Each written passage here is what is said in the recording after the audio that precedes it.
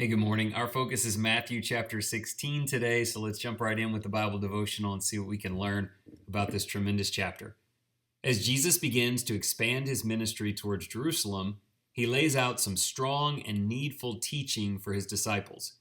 Firstly, the Pharisees and scribes are false teachers.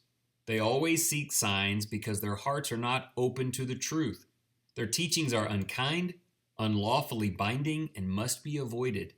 Jesus then turns attention to, quote, "Who do people say the Son of Man is?" His point is that he is the only way, truth, and life.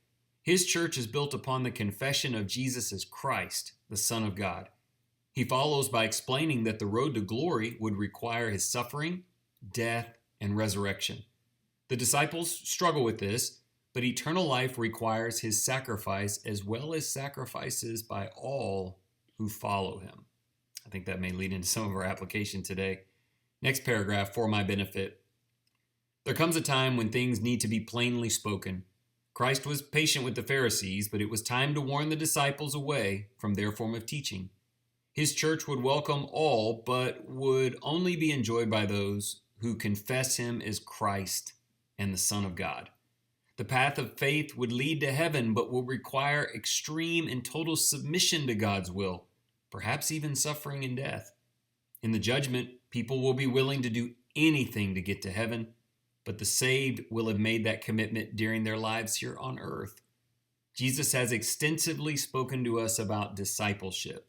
Are we willing to submit and follow him? Here's some questions related to, that question about discipleship. Question 1, the Pharisees demanded signs even after Jesus had shown them so much. Has Christ done enough for you to be faithful to him? Question 2, if the church is built upon the confession that Jesus is the Christ, the Son of God, what should that statement look like and mean in your life? It's more than just a proclamation, isn't it? And then lastly, this is just a quote from the text, the whole question. For what will it profit a man if he gains the whole world and forfeits his soul? Or what will a man give in exchange for his soul? In the last day, people will give everything, and there'll be nothing left to give. We need to give him our lives now. Here's a prayer to help us focus. Great Creator and all-powerful God, teach us a form of belief that is willing to make hard choices. There are teachings around us that are false. Help us to reject them. There is a single truth that dominates the Christian. Jesus is the Christ, the Son of God. Give us the boldness to stand upon it in every part of our lives. Jesus gave everything to become our Savior.